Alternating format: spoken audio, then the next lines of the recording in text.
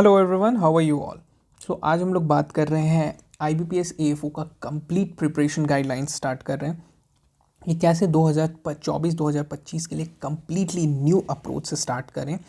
और बहुत बच्चे इस बार फ्रस्ट्रेटेड हैं, ऑल बिकॉज कि कुछ बच्चों का प्रीलिम्स ही नहीं हो पाया, जिनका मेंस बहुत अच्छा से प्रिपरेशन था, उन्होंने प्रीलिम्स ही क्लियर नहीं कर पाया।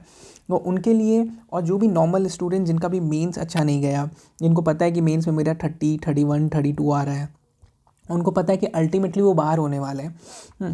तो उनके लिए भी ये अप्रोच है, ये बेसिक अप्रोच स्टार्ट करते हैं। और जो भी न्यू स्टूडेंट्स हैं उनके लिए भी है। ठीक है, देखो प्रीलिम्स वी नो 125 मार्क्स का होता है। कितने का होता है? 125 मार्क्स का। और 125 मार्क्स में क्वेश्चंस कितने होते हैं?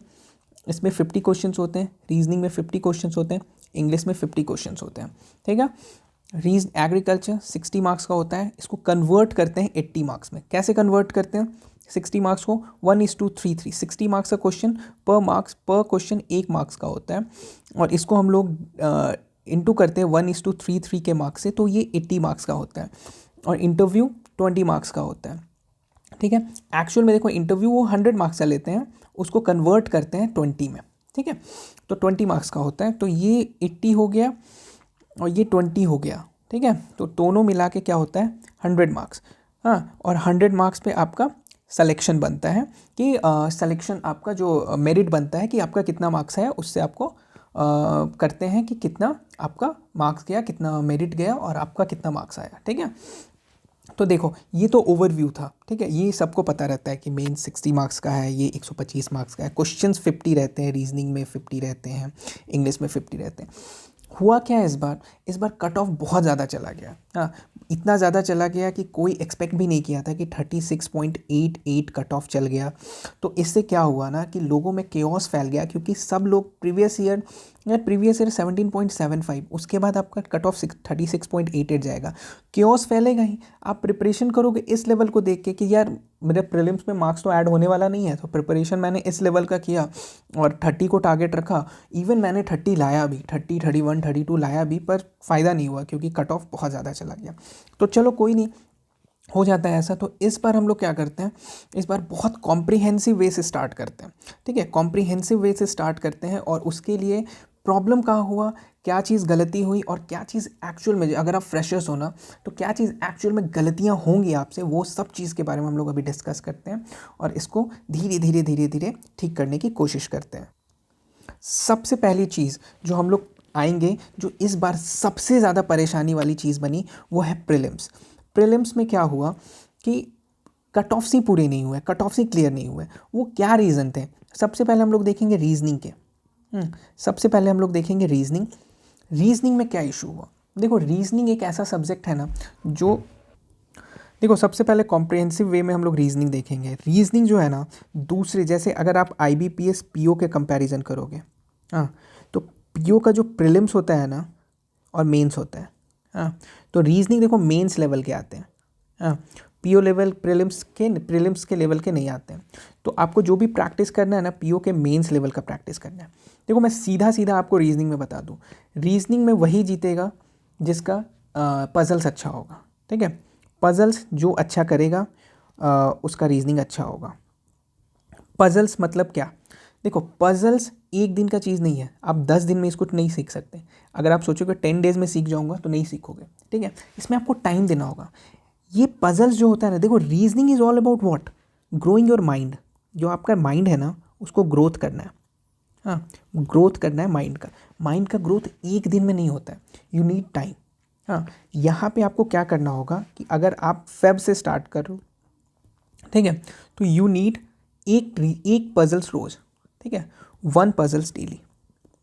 हाँ, अगर पजल्स का आपका क्राइटेरिया पहले देखना होगा कि आप किस क्राइटेरिया में हो। अगर आप पजल्स में बहुत वीक हो, हाँ, तो आप एकदम स्लोली स्लोली स्टार्ट करो आपके क्लैरिकल लेवल के पजल्स को। हाँ, क्लैरिकल लेवल के पजल्स, फिर PO के लेवल के जाओ, PO का आप प्रीलिम्स का लेवल देखो। हाँ, फिर आप मेंस में जाना। ठीक है, अब देखो इसको करना कैसे। पजल्स जो है वो क्या होता है कि आप जब स्टार्ट करोगे तो आपको बड़ा टफ लगेगा। हाँ, टफ लगता है। एक क्वेश्चन को उठाओ, एक क्वेश्चन उठाएं, एक क्वेश्चन में 5 ऑप्शंस रहेंगे। 5 क्वेश्चंस रहते हैं ना, एक पजल में 5 क्वेश्चन रहते हैं।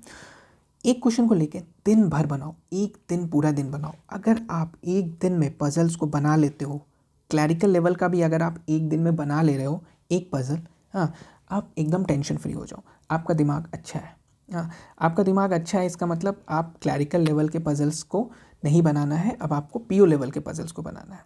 अगर पीओ लेवल्स के पजल्स को, एक पजल्स उठाओ बिना देखे, अगर आप एक पजल्स को आकर दिमाग बना ले रहे हो तो इट्स वेरी गुड। और दिन भर में कम से कम 10 डेज डेली एक पजल्स बनाओ, मज़ा आने लगेगा। टफ क्वेश्चंस बनाओ, टफ पजल्स बनाओ, ठीक है, टफ पजल्स बनाओ और मज़ा आने लगेगा, ठीक है। देखो पजल्स ऐसे सोच के मत बनाओ कि it's only for your exam, just grow your mind, mind को ग्रो करो। ग्रोथ बहुत ज़रूरी है माइंड का। माइंड का ग्रोथ होने से आपको पता है क्या होगा, रीजनिंग ही आपका स्ट्रांग नहीं होगा, मैथमेटिक्स, इंग्लिश, एग्रीकल्चर सब स्ट्रांग होगा, क्योंकि आपका माइंड जो है ना, माइंड वो ग्रो कर जाएगा। पहले आपका माइंड इतना समझता था, अब आपका माइंड क्या हो रहा है, इतना समझ रहा है। आपका माइंड का जो वैल्यू है ना, माइंड का thinking capacity, analytical thinking approach वो बढ़ता है। तो रीजनिंग जो है वो बहुत इंपॉर्टेंट चीज़, बहुत इंपॉर्टेंट रोल प्ले करता है। हाँ, रीजनिंग इसीलिए सब्जेक्ट में रखा गया। आखिर रीजनिंग पूछते क्यों है बैंकिंग में? हाँ, बैंकिंग में रीजनिंग इसलिए बोलते हैं टू ग्रो योर माइंड, ठीक है, to grow your mind. Mind को ग्रो करने के लिए आपको रीजनिंग पूछते हैं एग्जाम में। तो हमें क्या करना है ना, हमें डेली एक पजल्स करना है। हाँ, अगर आप देखो क्लैरिकल लेवल वाला तुरंत बना ले रहे हो ना, तो आप क्या करो कि पीओ लेवल का बनाओ, पीओ लेवल का, प्रीलिम्स के लेवल का आप बनाओ 10 डेज। अगर आप बहुत कंफर्टेबल हो गए कि ये नहीं यार मेरे से तो बन ही जा रहा है, कोई इशू नहीं है, फिर आप मेंस लेवल में जाओ। एक दिन, पूरा दिन दो। देखो आपको लगेगा कि पूरा दिन मैं एक पजल बनाऊँ यार, व्हाट इज़ दिस, पर वो जो पूरा एक दिन आप पजल्स में दोगे ना, आपका माइंड ग्रो करेगा। और जिस दिन आपका माइंड ग्रो कर गया वही चाहिए। ये पूरा reasoning is all about your growth, ठीक है। माइंड ग्रो कर गया ना, उस समय आप एक दिन में इतना ज़्यादा पजल्स बनाओगे ना। आप देखो इसमें ना, पजल्स में ना, आप क्वांटिटी पे मत जाना, क्वालिटी पे जाना। हाँ, एक भी पजल्स अगर आप अच्छे से बना दे रहे हो, ठीक है, टफ लेवल वाला, तो आपका माइंड जो ग्रो करेगा वो आपको सारे रीजनिंग के क्वेश्चंस में अप्लाई हो जाएगा, सारे रीजनिंग के क्वेश्चंस में अप्लाई हो जाएगा। अब बात समझ रहे हो? मैं बार बार ये बात इसलिए बोल रहा हूँ क्योंकि ये एक ऐसा चीज़ है जहाँ पे 90% बच्चे, हाँ, ये काम नहीं करेंगे, बिकॉज वो बोर हो जाएंगे। हाँ, उनको बोरिंग फील होने लगेगा कि यार बार बार एक ही चीज़ मैं क्या करूँ, मुझे तो आता ही है। उससे अच्छा मैं एग्रीकल्चर पढ़ लेता, उससे अच्छा मैं मैथ्स पढ़ लेता, बहुत चीज़ दिमाग में आएंगे। उससे अच्छा मैं इंग्लिश पढ़ लेता, इंग्लिश के ग्रामर्स के रूल देख लेता। हाँ, और ये तो काम एकदम ही मत करना, ग्रामर्स के रूल्स वाले तो मैं इसके सख्त खिलाफ हूँ। ग्रामर के रूल्स और ये सब में तो मत ही जाना। इंग्लिश के बारे में मैं आपको बताऊँगा। मैं पहले आपको यहाँ पे ये काम कर दे रहा हूँ कि रीजनिंग के बारे में बता दे रहा हूँ। तो रीजनिंग को क्या करना है आपको, रीजनिंग में आपको क्या करना है, पजल्स, ठीक है। कितने दिन करना है, कम से कम 2 मंथ्स आपको डेली पजल्स करने हैं, ठीक है, डेली पजल्स। जिस दिन डेली पजल्स करने लगे ना आप, एक मंथ आपको एकदम टफ करना है, और दूसरे मंथ, सेकेंड मंथ, हाँ, डेली 4 पजल्स करने हैं। कितनी पजल, 4 पजल्स। अरे ये एग्जाम का तो पजल्स है ना, आप चुटकियों में निकालोगे। आप देखना, ये डेली 2 मंथ करो, 2 मंथ का मैं आपको टारगेट दे रहा हूँ अभी, ठीक है। डेली 1 मंथ करो, 1 मंथ 1 पजल्स डेली, टफ वाले, ठीक है, जब आप इजी हो जा रहा है तो। और सेकेंड मंथ 4 पजल्स करना है, ठीक है। ओके, नेक्स्ट देखो, नेक्स्ट हम लोग क्या बात करेंगे, नेक्स्ट हम लोग बात करेंगे रीजनिंग का, बात कर लिए, अभी हम लोग पजल्स पे बात करेंगे, क्योंकि puzzles is a key. Lastly at the moment, at exam moment मैं बता रहा हूँ आपको, आप पजल्स में ही फंसने वाले हो। और जहाँ आप 1 से 2 पजल्स बना लिए, ये रीजनिंग खत्म हो गया आपका। हाँ, क्योंकि रीजनिंग में अगर आप पजल्स बना ले रहे हो 5 मार्क्स का, ठीक है, तो 5 + 5 2 पजल्स, ठीक है, तो 10 मार्क्स और आपको एम ही बनने वाला है। 10 मार्क्स आपको कहीं ना कहीं से बनने वाला है। 10 नहीं लेके चलो, 8 मार्क्स लेके चलो, 6 मार्क्स लेके चलो, तो 5 5 10 6 16 मार्क्स हो जाता है। More than enough for reasoning, 16 18 marks. देखो हम लोग मैथ्स में अभी टारगेट करने वाले 20 मार्क्स, 20 से 25 मार्क्स। रीजनिंग के टारगेट करने वाले हैं 20 मार्क्स, और इंग्लिश में हम लोग टारगेट करने वाले 14 मार्क्स, ठीक है। इस बार हमारा टारगेट ऐसा रहेगा। तो 20 मार्क्स, 16 मार्क्स यहाँ पे ले लिए हम लोग, 6 मार्क्स 8 मार्क्स मैं बोल रहा हूँ, और 3 4 क्वेश्चंस आप एलिमिनेशन मेथड से आराम से बना लोगे, ठीक है। तो यहाँ पे आपको 20 मार्क्स कहीं नहीं जा रहा है इफ़ अगर आप रीजनिंग में पजल सॉल्व करने लगे तो। पजल्स आर वेरी इंपॉर्टेंट, ठीक है, पजल्स बहुत इंपॉर्टेंट है। कोई कुछ भी बोले, आपको लास्ट में आपको बोलेगा कि पजल्स मत बनाओ यार, पजल्स के बिना भी सब कुछ हो सकता है, प्लीज़ किसी की मत सुनना, ठीक है। पजल्स बनाना, पजल्स आपको अभी नहीं, आपको हमेशा काम करने वाला है। हम अब ऐसा नहीं है कि अभी ही काम आ जाएगा, हर एक लाइफ के हर एक पॉइंट पे काम आएगा। आप हर जगह आप पजल्स, आप रीजनिंग से सोच सकते हो और थिंकिंग एबिलिटी ग्रोथ अपने माइंड का कर सकते हो, ठीक है। चलो नेक्स्ट हम लोग क्या बात करेंगे, नेक्स्ट हम लोग बात करेंगे इंग्लिश की, ठीक है। ये जो चीज़ है इंग्लिश, इसके बारे में मैं कुछ बोलना चाहता हूँ। इंग्लिश जो चीज़ है ये मेक और ब्रेक है, ठीक है। मुझे पता है 80% स्टूडेंट जो यहाँ पे देख रहे होंगे मेरा वीडियो, उनका इंग्लिश वीक होगा। और आपको पता है इंग्लिश का कट ऑफ कितना जा रहा है, 8 मार्क्स। 8 मार्क्स कितने में, 20 मार्क्स में। होता क्या था ना कि पहले ये जो मार्क्स था ये कभी 4 जाता था, कभी 5 जाता था। हाँ, बहुत बार ये सब मार्क्स लक से ले आते थे, लक फैक्टर पे मार्क्स आ जाता था, ठीक है। तुक्का मार दिए, भिड़ गया, लक फैक्टर से मार्क्स आ गया। अब जा रहा है 8 marks. It's not based on luck, it's based on work. और इंग्लिश में आपको क्या करना है, देखो अभी ना 90 डेज टारगेट में दे रहा हूँ आपको। 90 डेज आपको रीड करना है, read, just read, read and read, don't do anything. कभी मत उठा लेना कि ग्रामर स्टार्ट कर दिया तो क्वेश्चन पेपर करता हूँ सॉल्व, ऐसा कुछ मत करना प्लीज़ प्लीज़ प्लीज़। पिछले साल भी मैंने बोला था यही बात, इस साल भी मैं यही बोल रहा हूँ, just read, read a lot. Reading, जब आप एक पूरे पैराग्राफ को रीड करोगे, आप उसको हिंदी में समझने लगे, यहाँ पे इंग्लिश ख़त्म हो जाता है। देखो बैंक में जो है ना, बैंक एग्ज़ाम में इंग्लिश लैंग्वेज पूछता है, इंग्लिश लैंग्वेज, ठीक है। ये पूरा जो इंग्लिश लैंग्वेज है ना, इसका पूरा एक ही चीज़ है, वोकैब और रीडिंग, ठीक है। वोकैब कैसे ठीक होगा, जब आप रीड करोगे, कोई चीज़ समझ नहीं आ रहा है तो उसको वोकैब डाल, उसका उस चीज़ों को पता करोगे डिक्शनरी से, मोबाइल है, बहुत सारे ऐसे चीज़ आ गए हैं, और उससे आप रीडिंग में जब आप समझने लगोगे तो वोकैब 7/7 में सही होने लगेगा। आप देखो वोकैब को आप ऐसे सही नहीं कर सकते हो कि इसका कोई मीनिंग देख लिया या कॉपी में लिखने लगे, जो पहले वर्नाकुलर स्टाइल में लिखते थे, सब कॉपी में वोकैब लिख के याद कर रहे हैं, वैसे नहीं होगा, आपको याद ही नहीं रहेगा। दिमाग ऐसा प्रेशर कुकर है कि उससे सब निकल जाएगा सीटी टाइप। तो ये काम कभी मत करना। एक काम बस करना, आप 90 दिन रीड करो। आप ना, मतलब मेरी बस एक बात मान लो, आप 90 दिन रीड करते जाओ, और कितने देर, daily 1 hour, daily 1 hour reading चाहिए। डेली 1 आवर अगर आप रीड कर रहे हो तो आपको कोई इश्यू नहीं होगा। 90 दिन तक आप miraculously, it's a miracle thing, it's a very silent thing, ठीक है, बहुत साइलेंट चीज़ है। It's English is a silent killer. हाँ, इंग्लिश आपका मार्क्स को ऐसे किल कर देगा और आपका प्रीलिम्स में ही आपका हालत ख़राब हो जाएगा और मेंस तक जा ही नहीं पाओगे, ऐसा इशू होगा। तो प्लीज़ इंग्लिश को रीड करो। कोई कुछ भी करे, कोई कुछ भी बोले, प्लीज़ मत सुनो। अगर आपको नॉवेल्स पसंद है तो नॉवेल्स रीड करो, न्यूज़पेपर पसंद है तो न्यूज़पेपर रीड करो। बस अगर आप जो भी पढ़ रहे हो ना, वो चीज़ आपको समझ आना चाहिए। समझ नहीं आ रहा है, जो भी वर्ड समझ नहीं आ रहा है, वो कैब उसका देखो, फिर से रीड करो। मन करे तो एक पैराग्राफ को जेरोक्स निकाल लो, टिक टिक करके रीड करो कि इसका मतलब क्या, इसका मतलब क्या। पूरे चीज़ को रीड करने का हैबिट डालो, और रीडिंग करने के बाद उस पूरे लाइन, पूरे पैराग्राफ को तुमको हिंदी में सोचो मन में कि वो चीज़ मुझे पता चल रहा है कि नहीं, कि वो क्या लिखा हुआ है। अगर वो चीज़ तुमको समझ आने लगा ना कि वो क्या लिखा हुआ है, that's it, that's the way of reading, ठीक है। अगर वो आप समझ रहे हो कि ये चीज़ क्या लिखा हुआ है, यहाँ पे आपका ख़त्म हो जाएगा। क्योंकि एग्ज़ाम में 18 क्वेश्चंस, मतलब 9 मार्क्स रीडिंग कॉम्प्रिहेंसन कैरी करता है। और रीडिंग कॉम्प्रिहेंसन एक ऐसा चीज़ है, बहुत प्रिडिक्टेबल है। आप इसको प्रिडिक्ट कर सकते हो, ठीक है। मतलब कि रीडिंग कॉम्प्रिहेंसन, अगर आपको रीडिंग हैबिट्स आ गया तो आरसी में 100% क्वेश्चन जो होते हैं वो सही हो जाते हैं।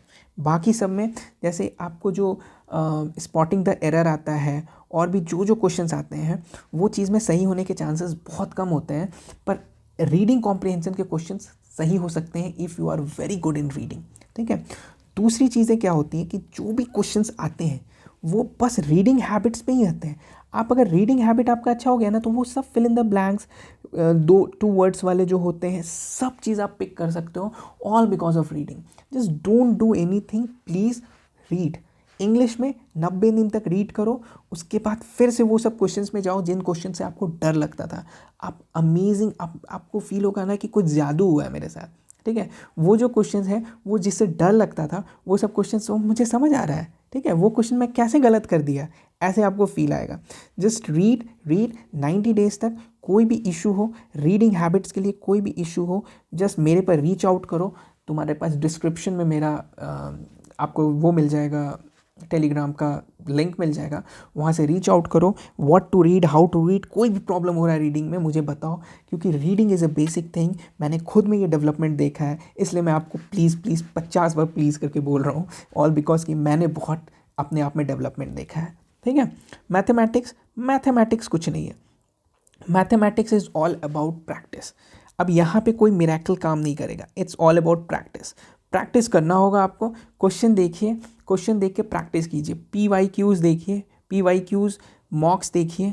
हाँ, मॉक्स आप पीओ के मॉक्स देख सकते हो, पीओ के प्रीलिम्स के मॉक्स से स्टार्ट कर सकते हो, ठीक है। पीओ के आप मेंस के मॉक्स से स्टार्ट कर सकते हो या एंड में कर सकते हो। पहले प्रीलिम्स के मॉक्स देखिए, जो क्वेश्चंस आ रहा है, जैसे ठीक है। मैथमेटिक्स में आपको पता है डेटा इंटरप्रिटेशन आता है, थोड़े से टफ लेवल के डेटा इंटरप्रिटेशन आता है। और यू नो व्हाट, मैथमेटिक्स जो है स्कोरिंग सब्जेक्ट होता है, स्कोरिंग सब्जेक्ट होता है किसमें, IBPS SO में।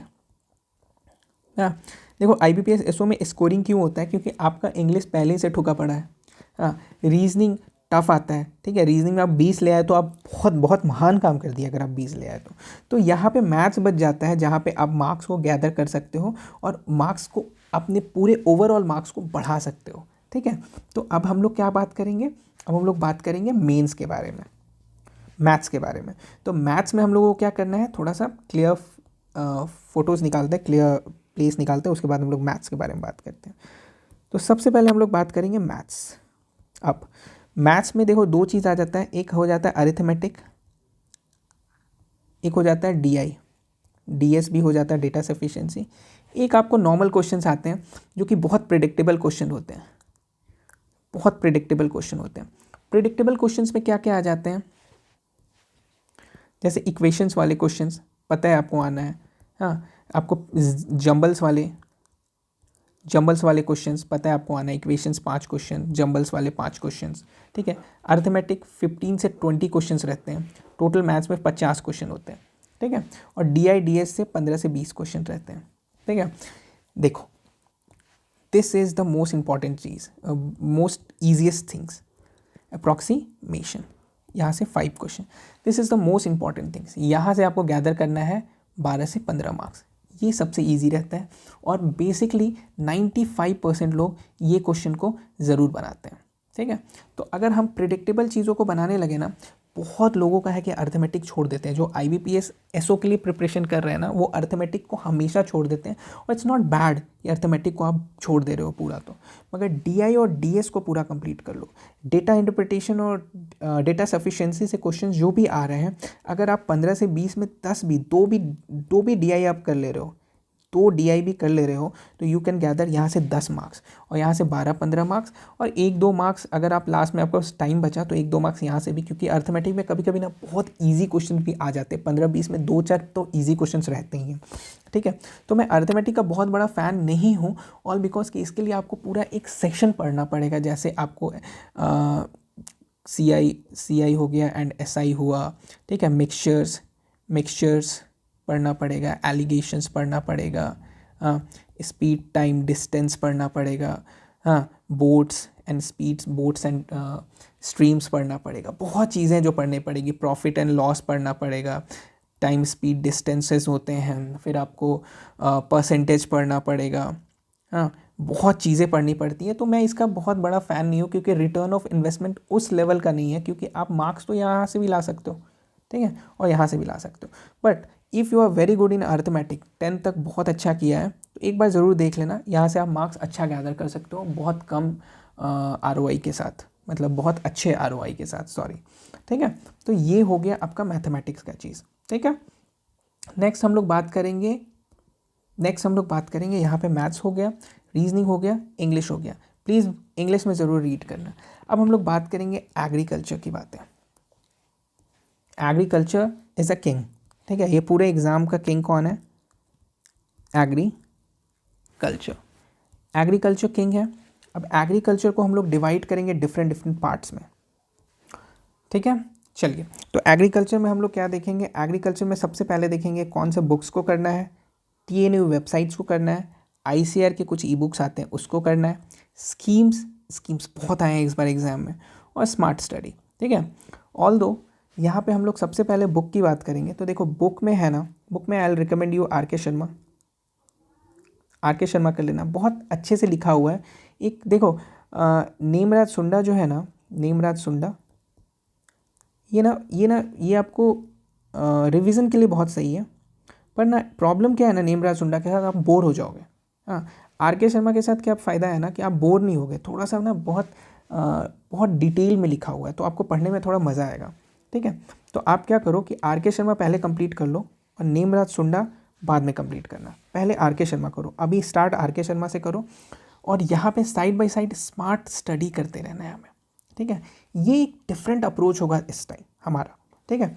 उसमें क्या करेंगे हम लोग, RK शर्मा, देखो सबसे पहले हम लोग इस बार क्या करने वाले हैं, इस बार हर एक सब्जेक्ट का बुक बनाएंगे, कॉपी बनाएंगे, ठीक है। हम लोग कॉपी कैसे बनाएंगे? पहले एग्रोनॉमी का कॉपी होगा, हाँ, फिर हमारा कॉपी होगा आपको फॉरेस्ट्री का, फिर आपको कॉपी होगा एनिमल हस्बेंड्री का, हाँ, फिर आपको कॉपी होगा हॉर्टिकल्चर का, फिर आपको कॉपी होगा फिशरीज का, और एक होगा स्कीम्स एंड करंट, ठीक है। पैथोलॉजी,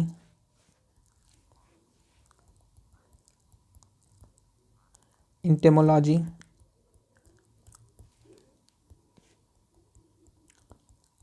सॉइल साइंस,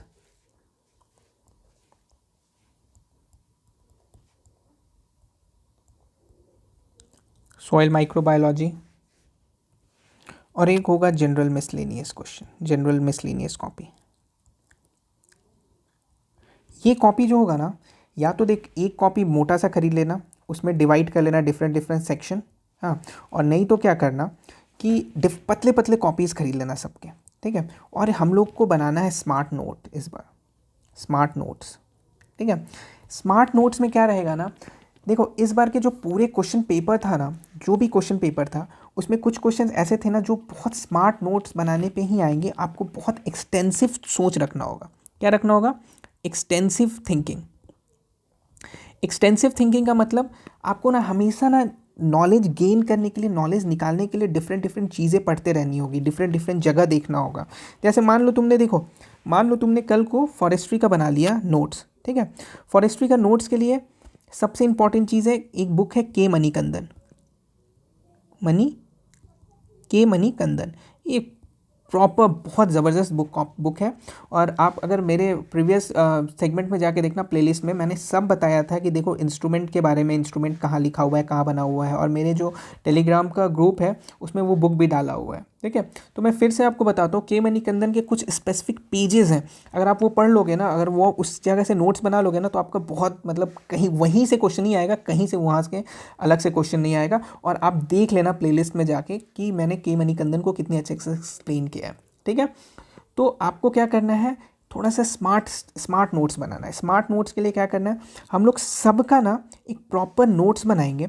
एग्रोनॉमी का नोट्स रहेगा, फॉरेस्ट्री का नोट्स रहेगा, एनिमल हस्बेंड्री का, horticulture, fisheries, schemes and current, patho, entomo, soil science, microbiology, और जनरल मिसलेनियस हो गया। और एक आपको एग्रोमेट का भी देख लेना, ठीक है। तो इससे होगा क्या कि आप ना देखो, जब भी जैसे एग्रोनॉमी का आपका एक कॉपी बन गया, ठीक है। अब उसमें ना जैसे मान लो आप बुक से एक अच्छे से नोट्स बना लिए, आप TNU वेबसाइट्स पे गए, TNU वेबसाइट्स पे कुछ भी इंपॉर्टेंट, कुछ भी बढ़िया सा चीज़ मिला, उस पर ऐड ऑन कर लिए, ठीक है। ICAR ई बुक पे गए, देखे कि क्या डिफरेंट है यार, मेरे नोट्स में जो भी चीज़ें सब है इसमें, तो आप क्या देखें कि यहाँ पे कुछ भी नया चीज़ मिला, ऐड कर लिए, एग्रोनॉमी ये है, ठीक है। स्कीम्स, कुछ भी नया चीज़ मिल रहा है एग्रोनॉमी से ऐड कर लिए। स्मार्ट स्टडी, कुछ और भी बुक जैसे कांतवा है, और भी कुछ भी बुक्स मिल रहा है उसमें भी देख लिए, कुछ भी नया चीज़ मिला ऐड कर लिया। तो ये जो आपका नोट्स बनेगा ना, जैसे एग्रोनॉमी का आपका नोट्स बनेगा, एक प्रॉपर नोट्स बनेगा आफ्टर 3-4 मंथ्स, 3-4 मंथ्स के मेहनत से ये one of the bestest notes होगा। बिलीव मी, ये one of the bestest notes होगा।